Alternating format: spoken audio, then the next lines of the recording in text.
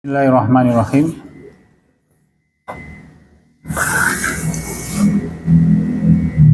Assalamualaikum warahmatullahi wabarakatuh. Alhamdulillahirabbil alamin. Innal hamdalillah nahmaduhu wa nasta'inuhu wa nastaghfiruh wa na'udzu billahi min shururi anfusina wa min sayyiati a'malina may yahdihillahu fala mudilla lahu wa may yudlilhu fala hadiya lahu. Asyhadu an la ilaha illallah wahdahu la syarika lahu wa asyhadu anna Muhammadan abduhu wa rasuluh alladzi la nabiyya wa la rasula ba'dahu. Allahumma shalli ala nabiyyina Muhammadin wa ala azwajihi wa dhurriyyatihi wa ahli baitihi wa ashabihi wa mawalah. A'udzu billahi minasy syaithanir rajim. Ya ayyuhalladzina amanu taqullaha haqqa tuqatih wa la tamutunna illa wa antum muslimun. Alhamdulillahirabbil alamin. Hadirin sekalian, Bapak-bapak, Ibu-ibu yang dirahmati Allah, semoga kula panjenengan sami tansah nduwakaken syukur dumateng Allah taala awit peparingipun sedaya kanugrahanipun Allah Subhanahu wa taala yang datang untuk kita. Kita lajengaken kemawon, tidak berpanjang lebar. Pertemuan kita paling akhir kita bicarakan tulisan atau nasihat Imam Ibnul Qayyim Al-Jauziyah terkait dengan muhasabah.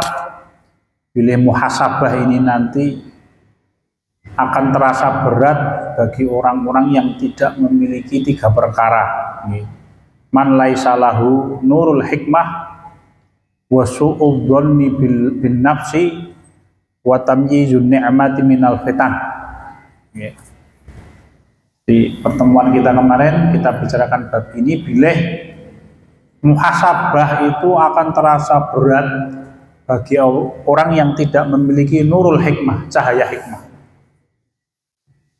Apa itu cahaya hikmah? Nurul hikmah, Imam Ibnul Qayyim Al-Jauziyah menyampaikan, yaitu al-ilmul ladzi yumayyizu bihil 'abdu bainal haqqi wal batil wal huda wad dhalal wad dhar wan nafi'. Jadi nurul hikmah adalah ilmu yang mana dengan ilmu itu seorang hamba bisa membedakan mana yang hak, mana yang batil, mana yang benar, mana yang batil, yang batal, mana petunjuk dan mana kesesatan, mana perkara-perkara yang mendatangkan mara bahaya dan mana perkara-perkara yang mendatangkan manfaat. Lalu ilmu seperti ini adalah ilmu yang diajarkan oleh Allah Ta'ala untuk ajaran Islam. Ulumuddin dalam bab ini.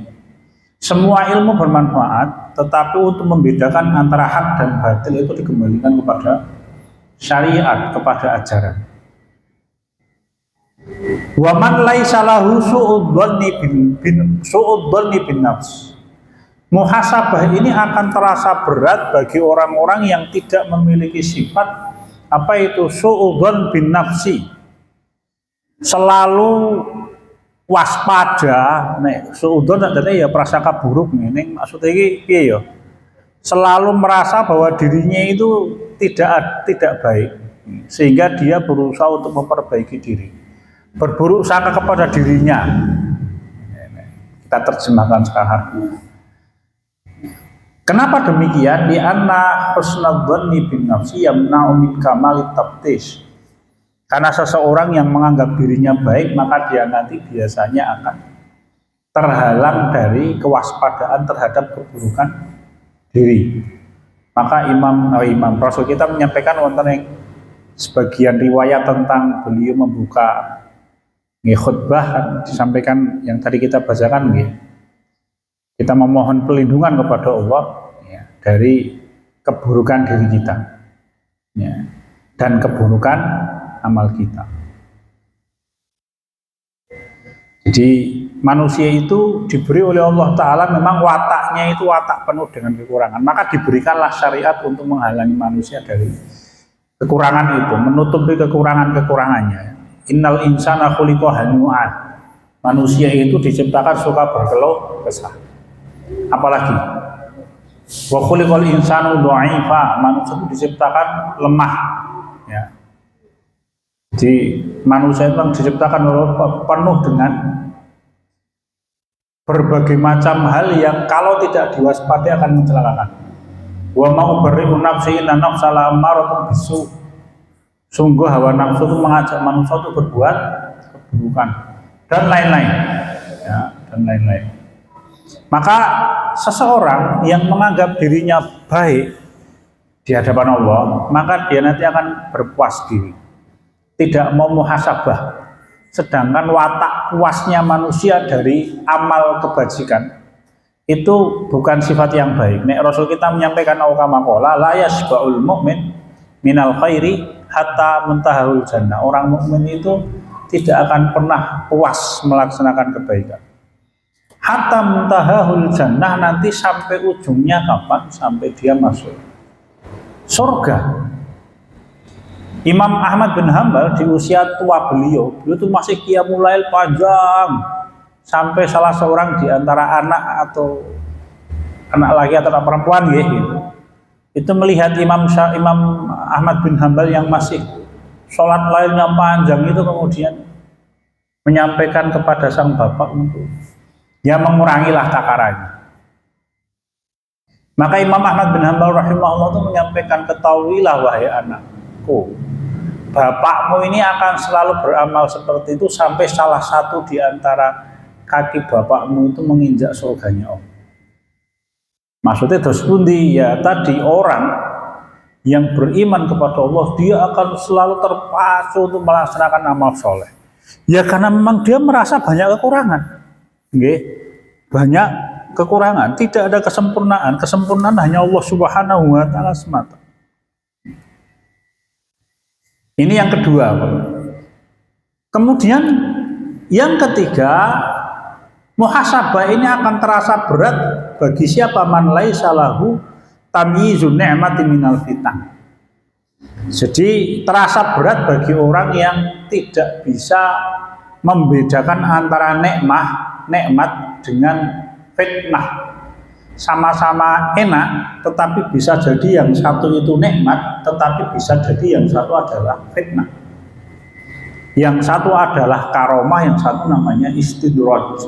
Maka seorang muslim harus membedakan itu. Ya. Falyufarriqu baina ni'matil lati yara bihal ihsan wal lutf wa yu'ana biha ala tahsili sa'adatihi sa'adah wa baina ni'matil lati yara bihal istidraj. Jadi muhasabah itu bisa dimiliki oleh orang-orang yang bisa membedakan antara nikmat dan fitnah. Muhasabah terasa berat bagi orang yang tidak bisa membedakan antara fitnah dan nikmat. Maka seorang manusia hendaklah liyufarriqa baina ni'matil lati yara bihal ihsan wal lutf. Ya, wa tasila ala sa'adati. Hendaklah seorang itu bisa membedakan ini nikmat yang nanti akan mendatangkan berbagai macam kebaikan, berbagai macam kenyamanan hidup ya di sisi Allah Subhanahu wa Ta'ala, wa bainan ni'matil lati yara bihal istidraj, ya, dan dia harus membedakan itu dengan nikmat yang nikmat itu istidraj. Jadi kalau karomah itu nikmat yang Allah berikan kepada orang-orang yang soleh, sedangkan istidraj itu adalah karuni, bukan karunia, kenikmatan yang Allah berikan kepada orang-orang yang berbuat dosa. Wa kamim mustadrijin bin ni'mati wa huwa la yas'uru, betapa banyak orang yang diistidraj oleh Allah dengan diberi nikmat dunia wa huwa la yas'ur, sedangkan dia tidak merasa kalau dia itu sedang diistidraj, dilulu oleh Allah Subhanahu wa Ta'ala. Maftunun bisana iljuhal alaih, betapa banyak orang yang terlena, terperdaya, terpikat oleh pujian-pujian orang yang jahil. Jumlahnya banyak. Seorang wanita muslimah dulunya pakai jilbab, keluar jilbab tidak pakai, keluar rumah tidak pakai jilbab, kemudian dia fotonya ditampilkan di media sosial. Ya, engko sing muji paling garangan-garangan nih Mas. Wong lanang dorang genah kuwi sing rambute ireng garangan itu. Ya. Dan bagi orang sing ora dong itu dianggap kebanggaan, apalagi yang nge-like sampai puluhan ribu itu. Ya, itu sanaul juhal anak Imam Ibnul Qayyim al-Jauziyah, itu pujiannya orang-orang jahil. Ya, pujiannya orang-orang jahil. Dia tidak tahu bahwa pujian yang seperti itu jelomprongke manusia ke dalam keburukan. Ya memang manusia itu punya sifat narsistik ya. Neng awal itu NPD loh, nggih. Meng narsistik itu memang wataknya manusia ya. Dia suka tampil itu wataknya manusia, Mas. Makanya saya selalu tidak selalu beberapa mengingatkan nek panjenengan tampillah dalam urusan yang baik. Ojo tampil joget-joget iki opo fungsine, Mas? Ya. Tampil seorang ibu pintar masak, ngenai resep. Itu kan lumayan, Mas. Engko YouTube jenengan itu sing subscribe nganti 1.000 lah iki jenengan sok kepet-kepet kuwi. Ya, itu keterampilan masak cetono manfaatnya. Lah iki joget-joget ngobahke tangan, ngobahke bokong manfaatnya napa, Mas? Paling dipuji orang ya sing muji ning wong kaya ngono kuwi mau. Wong ra cetha niku, Mas. Nek neng Facebook biasanya langsung garangan gitu, Mas, neng info cegatan Jogja itu. Biasanya ada info perempuan hilang dari rumah. Itu langsung di komentarnya samber garangan, nah itu biasanya, Mas. Ya. Jadi berhati-hati. Ana hadhihi salasa alamatu sa'adati wan najah. Imam Ibnul Qayyim al-Jauziyah ngendika. 3 perkara itu, nurul hikmah. Kemudian su'udzon bin nafs. Kemudian tamyizu bainal ni'mati wal fitan itu. 1 nurul hikmah, ilmu yang bisa membedakan antara hak dan batil yang dimiliki oleh seseorang. Kemudian sikap waspada, berburuk sangka bahkan kepada dirinya sendiri. Dalam artian dia tidak memandang dirinya baik. Dia selalu berusaha untuk waspada kepada keburukan-keburukan yang bisa menikam dia setiap saat. Yang paling akhir dia bisa membedakan antara ini karomah atau istidraj. Itu Imam Ibnul Qayyim al-Jauziyah menyampaikan ini tanda alamatus sa'adati wan najah. Ini adalah tanda kalau orang diberi 3 ini, maka itu tandanya wong ini akan bahagia nanti di hadapan Allah. Ya, selamat dia di hadapan Allah Subhanahu wa taala. Ya, ini kenapa ya? Karena memang 3 ini nanti akan memaksa orang untuk taat kepada Allah. Jadi ujungnya itu memaksa orang untuk taat. Ya, orang yang memahami bahwa dirinya adalah orang yang amal solehnya belum banyak, dosanya oke, ya dia akan dipacu untuk beramal soleh. Apalagi orang yang kemudian berhati-hati oleh duitnya oke halal pora ya, ini haram kemudian dia segera melepaskan diri karena harta yang haram itu kan istidraj sebanyak apapun itu. Ya. Kemampuan seperti ini nanti kalau dimiliki orang ya dia nanti akan dipacu untuk selalu dekat dengan Allah Subhanahu wa taala. Maka memang muhasabah ini ya harusnya menjadi salah satu senjata seorang yang beriman kepada Allah untuk istiqomah. Muhasabah, ngati-hati. Ngati-hati karena memang gelem ora gelem siap itu tetap sebenarnya kita itu kan semakin mendekati ujung kehidupan nih. Nek kula nggih pun duwe kanca sedo gitu, Mas. Kanca sekolah biyen ya sudah mulai itu. Memang model-model kita kan model-model calon-calon manula toh, Mas. Kan manula itu 50 tahun. Banyak di antara kita udah lebih dari 50 tahun. Ya. Jadi memang mangsa-mangsane untuk bersiap-siap, gelem ora gelem ya.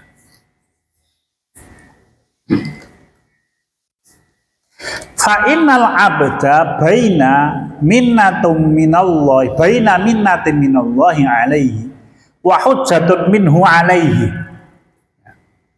Ini Imam Ibnul Qayyim al-Jauziyah mengingatkan, nikmat manusia yang Allah berikan itu ada 2 perkara itu. 1 minnatun minallah.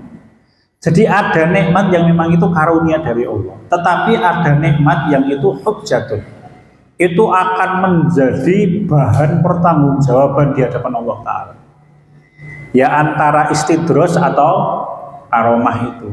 Kalau seseorang dia soleh mendapatkan dunia apapun wujudnya, bisa kedudukan, bisa kekayaan, bisa keluarga yang baik, ya anaknya banyak, macam-macam itu bisa karomah itu kalau diberikan oleh Allah kepada orang-orang yang soleh. Tetapi kalau urusan itu Allah berikan kepada ahli maksiat, maka itu adalah hujjah, itu tanggung jawab, itu nanti akan dihisab oleh Allah Ta'ala dengan hisab yang tidak main-main.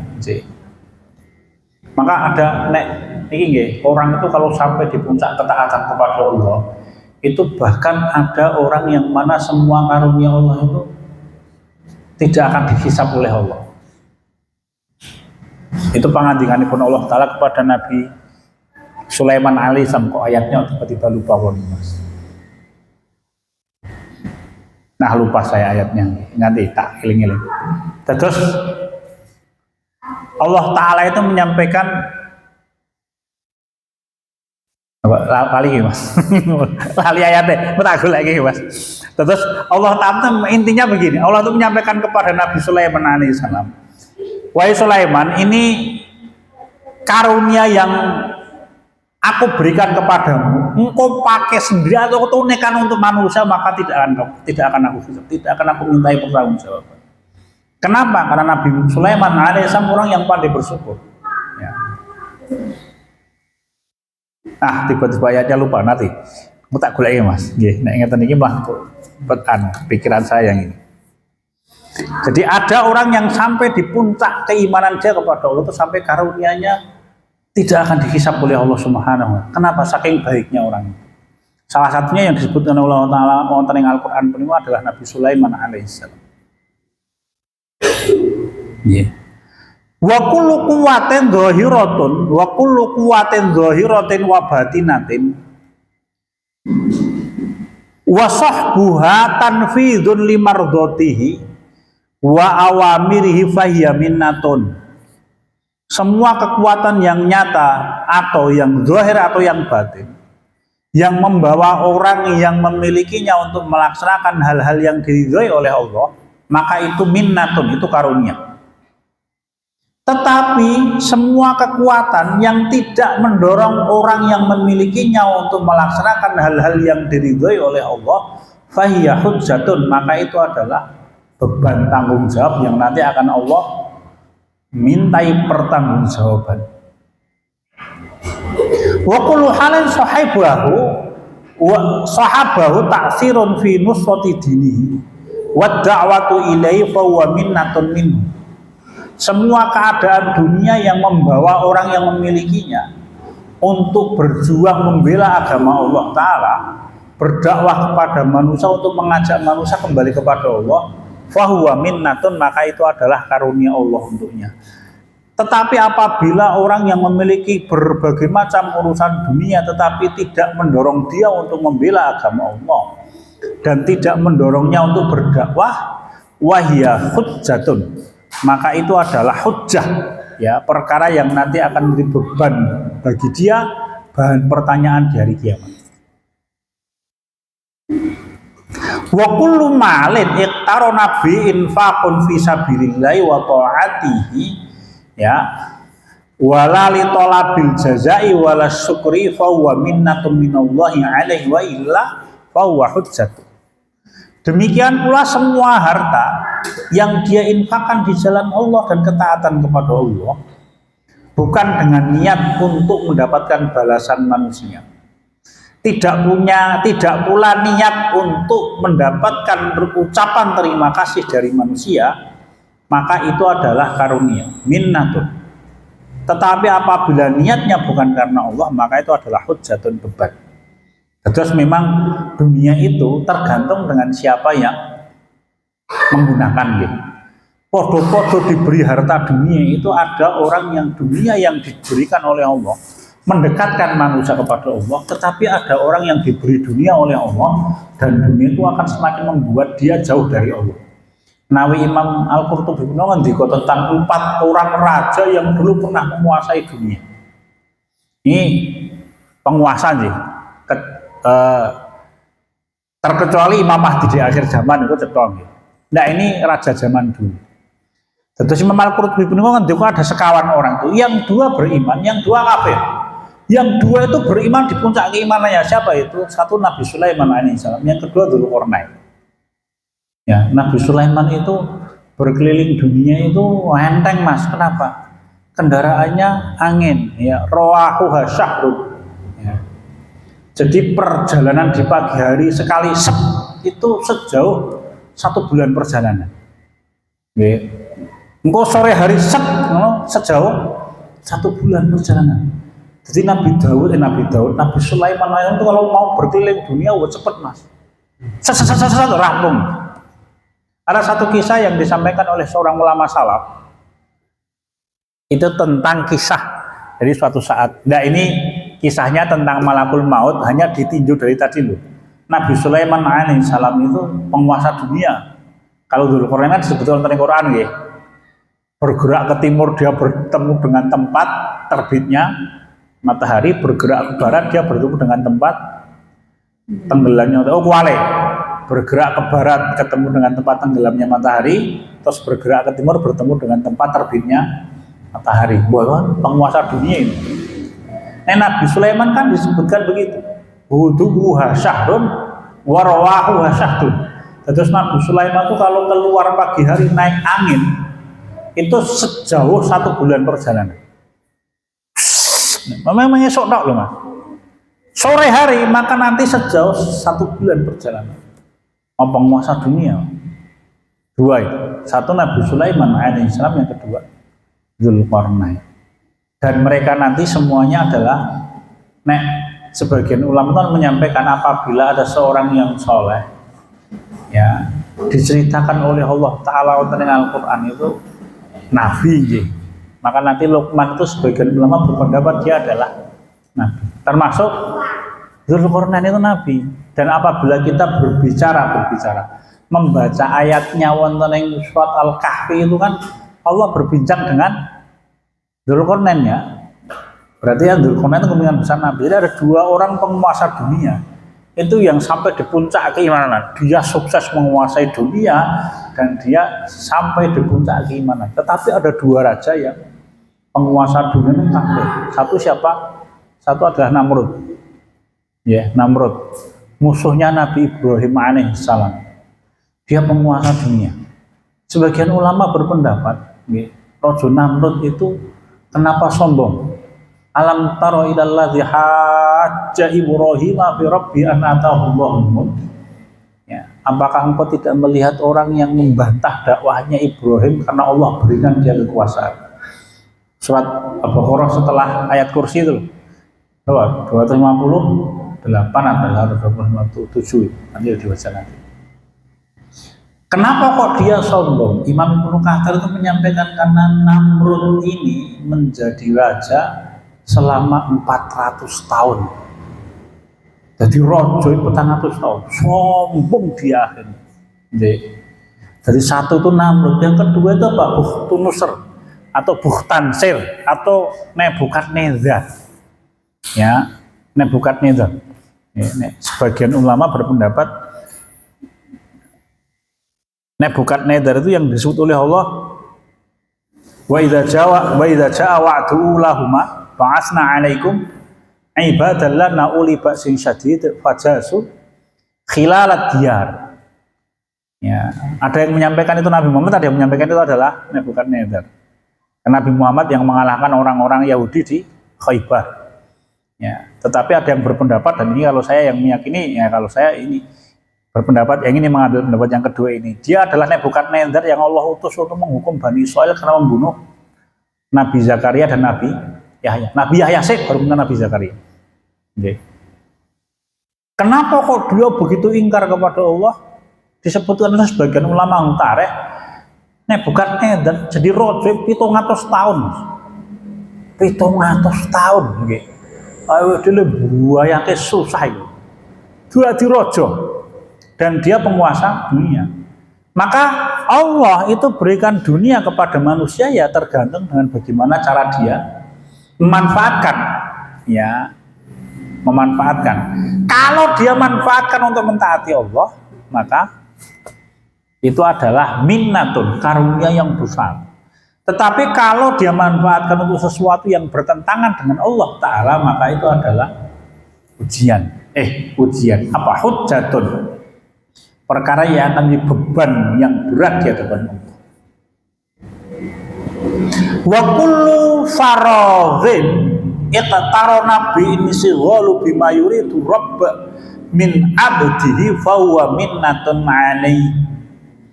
Apabila setiap waktu yang kosong kemudian diisi dengan menyibukkan diri menggunakan perbuatan-perbuatan yang dikehendaki dicintai oleh Allah, maka itu adalah karunia. Tetapi apabila waktu kosong diisi dengan perkara-perkara, disibukkan dengan perkara yang tidak disukai oleh Allah, maka itu adalah hujjatun, beban di hadapan Allah. Ya. Wa kullu qubulun finnasi wa ta'zimi wa mahabbatun lahu ittasala bi khudu'un lirabb wa dhillun wa inkisarun wa ma'firatun fahuwa minnatun wa illa fahuwa hujjatun. Apabila ada seseorang yang mana dia adalah orang yang diterima, dihormati di tengah masyarakat, ya, dimuliakan, wa mahabbatun, dan dia adalah orang yang dicintai oleh manusia. Ittasala bihi khudu'un lirabbi, dan itu membuat seorang manusia tunduk patuh kepada Allah, maka itu adalah karunia. Tetapi apabila pujian manusia, dukungan manusia, penghormatan manusia kepadanya kok tidak menyebabkan orang itu tunduk dan patuh kepada Allah, bahwa hujjatun, maka itu adalah beban. Ya. Terus ini apa? Peringatan dari Imam Ibnul Qayyim al-Jauziyah rahimahullah tentang pentingnya muhasabah, agar diri kita ini menjadi orang yang selalu tegak di atas amal soleh. Ngatos-atos mas. Kenapa? Karena manusia itu kaidahnya semakin tua usia kita, maka nanti yo setane tambah tua. Iya, betul. Ya nanti apabila manusia itu tua tambah pinter, setannya yo tambah pinter. Ya. Jadi memang tidak ada masa dalam kehidupan dunia ini kita bisa bersantai sakjane loh nggih. Sakjane. Kenapa? Karena pekerjaan kita itu melelahkan untuk mentaati Allah, tetapi dia tidak akan melelahkan jiwa orang yang beriman kepada Allah. Ya, tapi secara fisik sangat mungkin lelah, Mas. Ya, sangat mungkin lelah. Tetapi jiwa manusia mentaati Allah itu tidak akan lelah. Ya, secara fisik melelahkan, secara pikiran mungkin melelahkan, tapi ya mikir caranya untuk mentaati Allah. Ya, semakin tinggi kedudukan maka godaannya semakin berat. Saya itu belum lama ini ditemui oleh seorang pengurus satu organisasi yang cukup terkenal di Yogyakarta. Namanya cukup dikenal, masih muda mas. Beliau bercerita setelah jadi wong yang cukup dikenal, yo godane apa mas? Diajak nikah berbagai macam orang, tenanan, abot, ya. Dan itu kalau tidak bisa dihadapi dengan baik, wah. Ini ringan itu nama baik mas, nama baik. Ya kan biasanya kalau laki-laki sudah mulai mapan, kita usahanya berhasil, itu kan kabeh perempuan suka nyedak, toh. Ya, suka nyedak. Itu kalau misalkan dia tidak bisa mengatur dengan baik, dosa ki ora, tetapi nama baik. Misalkan ada seseorang yang dulu tidak dikenal, wongnya soleh, setelah itu usahanya sukses, dia menikah, semakin sukses akhirnya dia menikahi janda. Tapi begitu dia menikahi janda, beberapa waktu kemudian dia menjandakan istrinya, dipegat. Itu kan nama baik mas, dosa ki ora, tapi nama baik itu. Ya. Nek iso bertahan ki mendingan. Nek begitu dia menikahi seorang janda kok jarak 1 tahun kemudian istri yang lama kemudian dipegatkan, itu nama baik, minimal nama baik. Ya, nama baiknya yang jatuh. Nah, itu nek ora iso diatur, dosa nanti jatuh.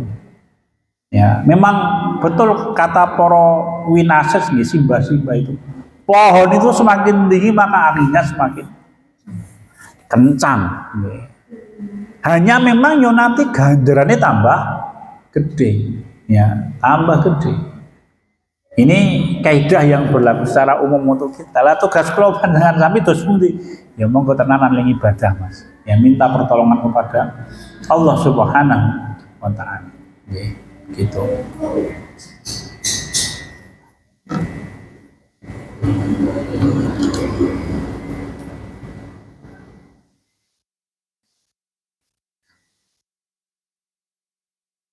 Apabila seseorang telah melaksanakan dengan baik, ya muhasabah ini nanti, ya maka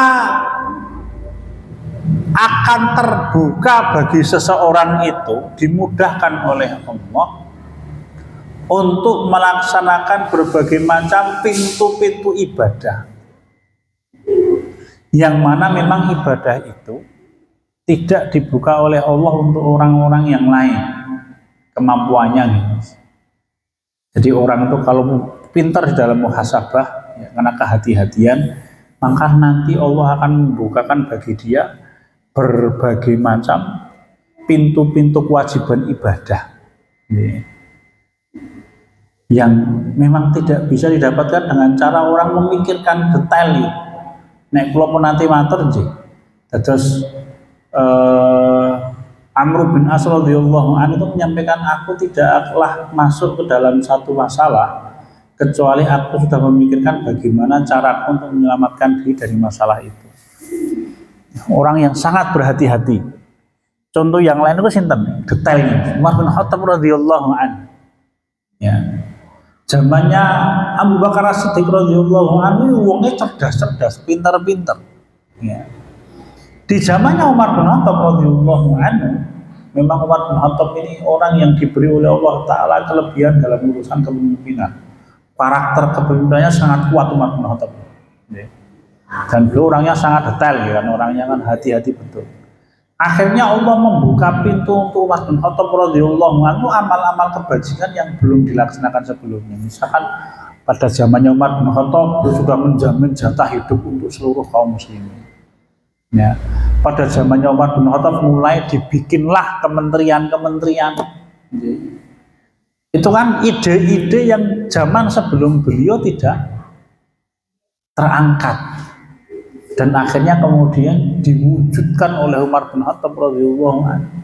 Itu jadi amal soleh Umar bin Khattab radhiyallahu anhu. Ya, menjadi amal solehnya Umar bin Khattab radhiyallahu anhu. Waltizamut ta'ah, ya, dan muhasabah itu akan membukakan pintu kepada seseorang untuk iltizamut ta'ah, istiqomah, ya, teguh di dalam melaksanakan ketaatan. Ya, yang muhasabah dihitung dosane piro, amal soleh piro, amal soleh ditompo ora, itu kan akan membuka pintu ketaatan berupa apa? Iltizam. Ya, iltizam bil haq, iltizam bil ta'ah, berpegang teguh dengan ketaatan. Ya. Jadi apapun yang terjadi dia selalu taat kepada Allah Subhanahu wa ta'ala.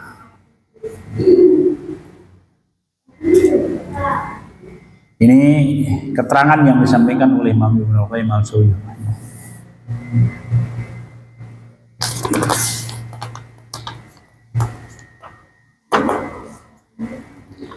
Wa min tamami hadzal tamyiz ayyu ulama anna ridha al-'abdi bi ta'atihi dalilun ala husni dhanni bi nafsihi.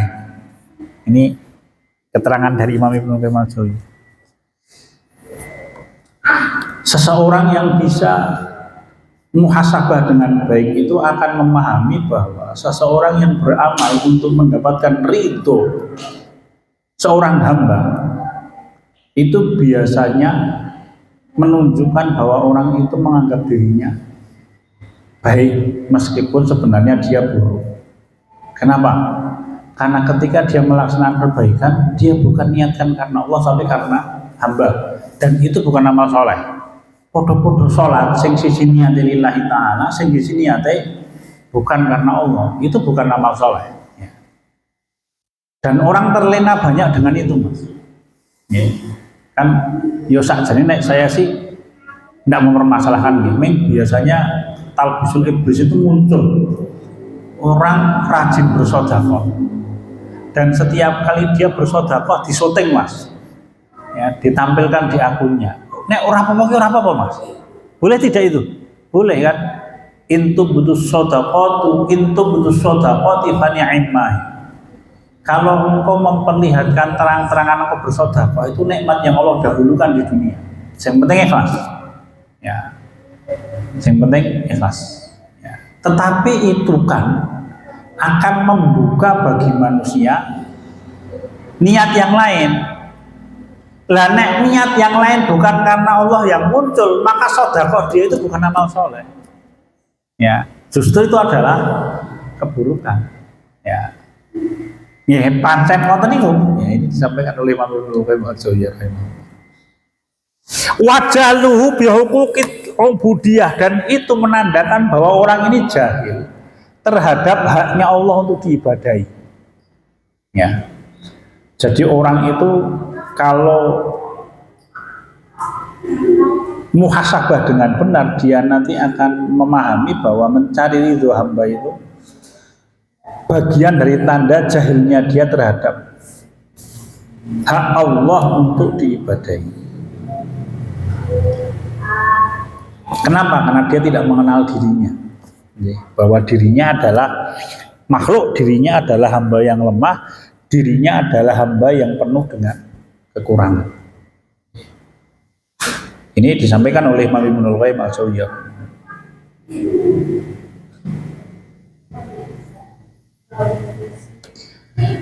Wa hasala dzalika anna jahlahu bi nafsihi wa sifatuha wa afatuha wa uyubain amali wa jahlihi bi rabbih wa huquqihi wa ma yabtaghi bihi ayyumala bihi yatawalladu minhum ridha'uhu bi ta'atihi wa ihsanu dhannihi biha.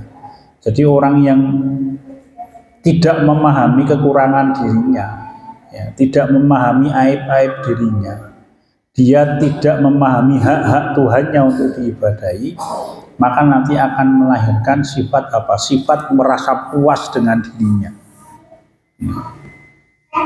puas dengan dirinya. Kalau orang menyebutnya apa? Jabun bin nafs, merasa takjub dengan kebaikan-kebaikan diri. Nek ora sedekah pisan itu rasanya tidak nyaman, tetapi bukan karena ikhlas atau merasa menyesal tidak melaksanakan ibadah. Ming ketoke nek sedina ora ketok sedekah ning ngarepane menungso iki wah kurang piye ya, tidak ikhlas akhirnya nggih, tidak ikhlas. Ini dinasihatkan oleh Imam Ibnu Qayyim al-Jauziyah rahimahullah.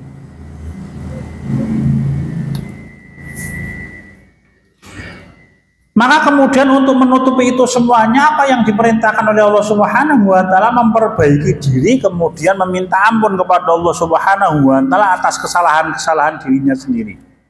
Wa na'udzubillahi min syururi anfusina wa min sayyiati a'malina. Dan kita memohon perlindungan kepada Allah, memohon ampunan dari keburukan-keburukan diri kita dan keburukan-keburukan amal kita. Jadi memang manusia itu syahwatnya seperti hewan liar sakjane. Untuk mengikatnya itu butuh kesabaran. Pancen menungso iki dipaksa. Untuk apa? Untuk mengikat syahwatnya itu.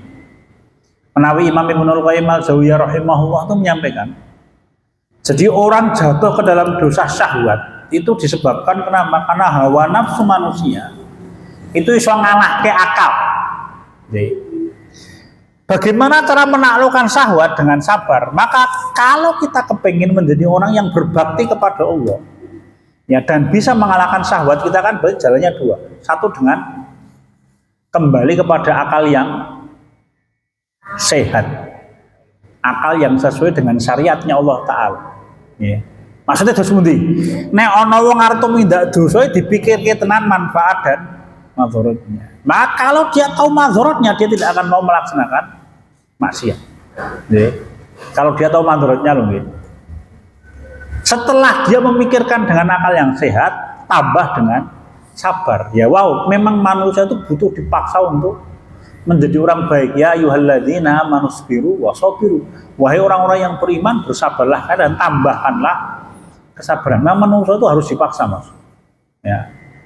Nek pengertian akhlaknya Imam Al-Ghazali rahimahullah kan belum menyampaikan akhlak itu satu kebiasaan yang dipaksakan untuk dikerjakan sampai ketika sudah terbiasa nanti tanpa berpikir dia akan bertindak, itu akhlak. Ya. Jadi memang butuh di planet-planet agar mau taat kepada Allah Subhanahu wa taala. Ya. Begitu. Wallahu a'lam bishawab.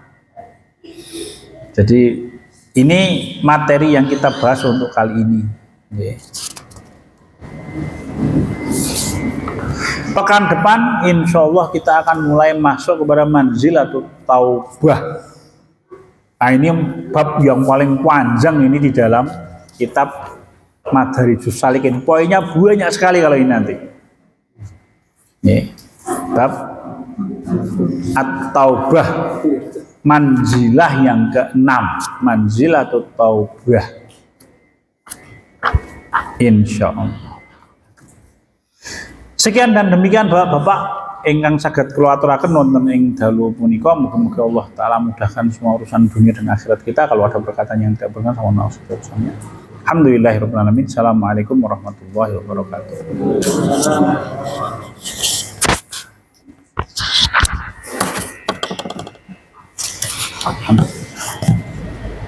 Muhasabah itu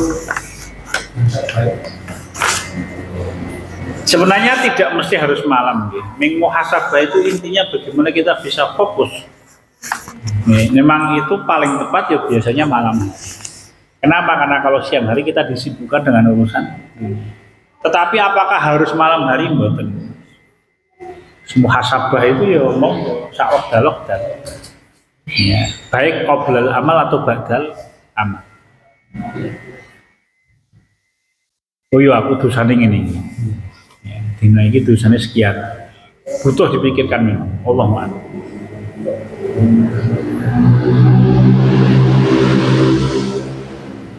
Tapi penting ya Mas, nek kula ngrasaken begini. Ini nyuwun ngapunten agak berbeda, bukan materi langsung. gimana itu aktivitasnya merenung atau Merenung, memang harus merenung. Terus memang kalau saya pribadi itu waktu merasakan kita itu butuh memang waktu-waktu tertentu itu hanya berdua dengan Allah. Zikir, sholat, maca Quran, tetapi lebih kepada direnungkan ayat-ayat. Nek wong apa Sufili nyebut suluk, ya suluk berdiam diri. Nabi Muhammad kan iktikaf di akhir Ramadan. Ya kira-kira begitu. Bahkan sebagian ulama itu berpendapat bahwa kalau kita iktikaf, ibadah yang paling utama itu zikir. Bukan baca Quran. Zikir, iktikaf itu menurut sebagian ulama, sebagian merenung Mas, merenung Pak. Iya. Dan itu betul-betul pengaruhnya besar. Kenapa kok orang-orang yang lama menyendiri bersama dengan Allah itu betul-betul orang yang terjaga. Nanti pentingnya awal dulu ya dia mulai, bagi yang mulai zikir, istighfar lah atau wallah. Tapi intinya memang itu butuh menyendiri bersama dengan Allah. Butuh itu. Malam hari tangi ya wis maca Quran, atau qiyamul lail tentu kalau habis qiyamul lail kita ikon nambah keselesan itu adalah duduk entah zikir maknanya Allah. Dan berpikir itu kan kalau niatnya untuk untuk melihat kebesaran Allah kan kita ingin menengan ganjarannya gede untuk perintahkan oleh Allah. Ya, alladzina yadhkuruna Allaha qiyaman wa qu'udan wa 'ala junubihim yatafakkaruna fil samawati. Begitu. Wallahu a'lam. Intinya kalau saya merasakan memang kita itu butuh muhasabah lah. Apa tadi? Menyendiri bersama dengan Allah itu butuh. Semakin sering semakin baik. Ya. Semakin baik. Wallahu a'lam. Kadang ketika merenung itu lintasan pikiran itu cepat-cepat. Lalu kita menghadapi satu syarat Lupa. Ya gini. Sakjane kan di dalam Islam itu ada jalan keluar. Kan nek koyo dunganipun Nabi Yunus itu kan zikir ning sakjane ndonga kuwi iki. La ilaha illa anta subhanaka inni kuntu minadz dzalimin itu kan namanya ndonga to iki maksud niate Nabi Yunus itu kan ndonga kepengin selamat dari perutikan. Betul kalau subhanallah juga mutangi dosa Allah nek mutangi oke kalau ucap subhanallah dosa Allah kita saya minta tolong boleh tidak Mas? Berdasarkan ayat itu sama memahaminya boleh. Kalau Nabi Yunus itu minta keluar dari perutikan itu la ilaha illa anta subhanaka inni kuntu minadz dzalimin. Enggak ada kata-kata wa ya Allah keluarkanlah aku. Ya, kan begitu. Walaula annahu kana minal musabbihin ala bisafi batnihi ila yaumiddin kata Allah. Oh kalau Yunus tidak termasuk orang yang banyak bertasbih, wes di dalam perut ikan sampai hari kiamat kata Allah. Ya memang butuh hal itu. Bukan apa-apa nih sama Habib boleh. La ilaha illallah ya Rasulullah. Ya Rasulullah. Bukan apa-apa. Allah tuh tabungan besar dari niat kita. Niat kita.